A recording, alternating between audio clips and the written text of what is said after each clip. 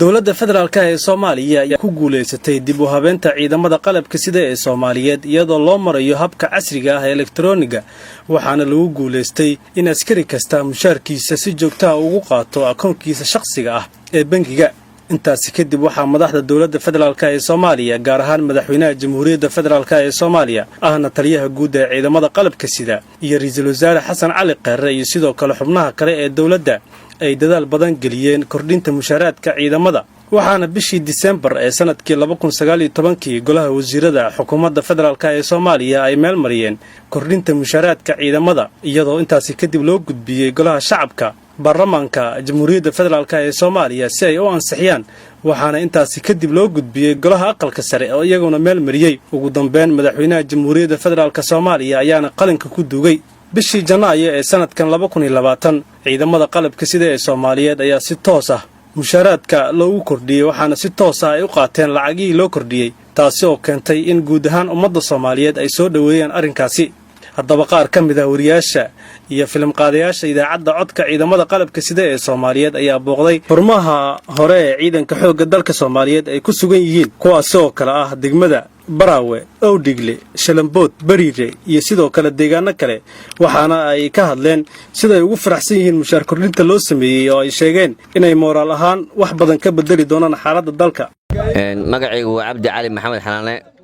waxaan ahay sargaal ciidanka xoogga dalka Soomaaliyeed ka tirsan ku sugan gobolka Shabeellaha Hoose gaar ahaan magaalada Shalambood waxaan Ilaahay mahadiisa in dawladdeena ay horusocod ballaaran muujinayso waxaan moodaa ciidamada xoogga dalka Soomaaliyeed waqtiga ka dambeeyay inay sii korayaan hase ahaatee hadeertaan waxaan ammaan u soo jeedinayaa awalan marka koowaad madaxweynaha jamhuuriyadda Soomaaliya ra'iisul wasaaraha wasiirka gaashaandhigga taliyaha xoogga waxaan leeyahay moraalka ciidanku markaan uu leeyahay waxaan moodaa inuu ka moraal badan yahay sidii hore waxaan Ilaahay ka rajaynaynaa inuu sidaan iyo si ka sii fiican buu sugeynaa waxaan moodaa askarta markii hore lacagta ay qaada jireen iyadoo ay ku qanacsanaayeen oo ay markii ay taa 25 ay u soo dhacaysay in haddana lacagtii loo sii kordhiyay annaguna waxaan laga rabaa waajibaadkana laga rabo looga baahan waxa ay tahay in maadaama xuquuqdii aan ku lahayn dawladda gaar ahaan ciidanka xoogga dalka Soomaaliyeed aan helnay annaguna waxa dalka nooga baahan yahay iyo dadka iyo diinta inaan u qabanno waan u qabanaynaa waxaan u taaganahay furintan dhaxantan aan u jiifno qobahu noogu dhacayo qorraxdu noogu dhacayso waa in wadankeenu hagaago Ilaahay idinkiisana waa gaareynaa uuna hagaagayaa waxaan Ilaahay ka rajaynaynaa subxaanahu wa ta'aala wax walba xaq rabbi ka qoran yihiin waxaan xaq rabbi ka dhicin cidna horta ma qaban karto laakiin annagu haddii aan helno moraalka hadda aan haysano iyo moraal la mid ah waxaan awoodnaa oon awood u leenahay cadawga hadda wuxuu ku harmeelo yar yar waxaan moodaa hadda inuu dabaadiyo sii dhamaanayo haddii aan moraalka hadda aan haysano iyo madaxda hadda noo dhiiran oo aan haysano ay madaxdeenu sidaan iyo si ka sii saa'idsan ay ciidanka moraalkooda u sii dhisto annaguna Ilaahay wuxuu qadari doonaa waqti aan fogeyn oon isleeyahay bil iyo 2 bilood in iska badan ugu qaadanayn aad iyo aad waa waxa hadeer aan ku leeyahay waxyaabaha keenay in ciidanka moraalkooda uu saa'id noqdo waxyaabaha keenay in moraalka ciidanka uu saa'id noqdo waa intaas waa kordhinta lacagta loo kordhiyay askari kasta waxa moodaa xataa kuwii shacabka ayaa waxay leeyihiin meel ciidan laga qoran noo sheega oo ayagii laftirkoodii awal waxay ahaayeen dad ay ku jirto macnaha ayaga dhanba walaac uu ku jiro laakiin hadda waxay ogaadeen ciidanka xoogga dalka Soomaaliyeed inay tahay meel sumcad dii qofka u lahaane uu ka helayo xaquuqdina aad moodid in macnaha ay tahay heer sare inay tahay marka waxaan leeyahay lacagtaas loo kordhiyay dawladdu waa ku mahadsan tahay 100% xaqiiqdii waxaan aaminsanahay ayaga laftirkoodu waa dhabarjab weyn ku yahay sababtoo awal waxay aaminsanaayeen askartaanu waa askar macnaha aan xaquuqdoodii macnaha aysan ku filnayn aaminsanaayeen annaguna waa ogeyn oo lacagta markaas aan qaadanayna cadad wuxuu ahaa xaqiiqdii nagu filan hadeerna waxa moodaa inaan hadda u fircoonnahay caawa hadii la yiraahdo habeenimo hal dhaqaaqo inaan ka moraal badanahay moodaa sidii hore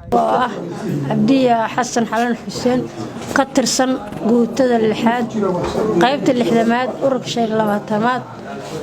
horinta koobaad waxaan mahad celinayaa madaxweynaha sharafta mudan ra'iisul wasaaraha sharafta mudan iyo federaalka oo dhan oo noo kordhiyay mushaarka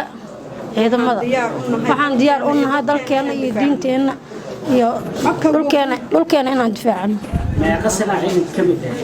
aniga 12 sano براو لحسن عن جوجا لحسن عن جوجا لبكم 84 هرانتي براو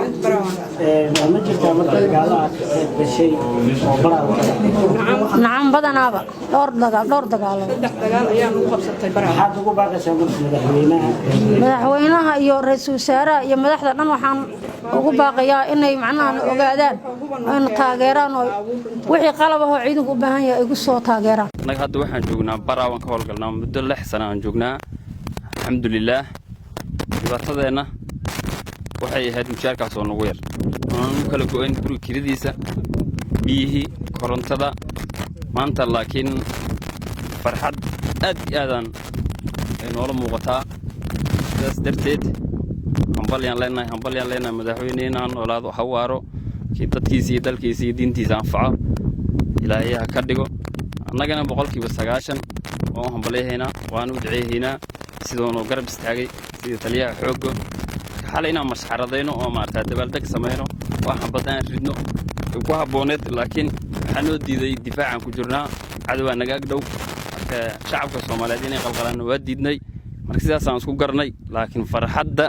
lama soo koobi karo maanta aan ku sugannahay caawo markii aan ka aragnay lacagihii 200 oo ku soo dhacay moobiladeena ayadoo system wanaagsan loo gudbay